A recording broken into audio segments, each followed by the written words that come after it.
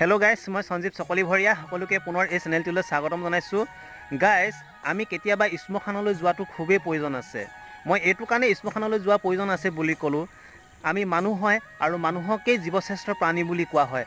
তাৰপিছতো কিন্তু বহু মানুহে কি কৰিছে, নিজৰ ককাই ভাইৰ লগতে কাজিয়া কৰি মৰিছে, টকা পইচাৰ লগত, সা সম্পত্তিৰ লগত। তো আপুনি ভাবকচোন, টকা পইচা ভাগে থাকি গৈছে, সা সম্পত্তি ভাগে থাকি গৈছে, মাত্ৰ এইখন পৃথিৱীৰ পৰা নিজৰ ককাই ভাইহে হেৰাই গৈছে। তো এইটো কাৰণে আমি শ্মশানলৈ কেতিয়াবা যোৱা প্ৰয়োজন আছে।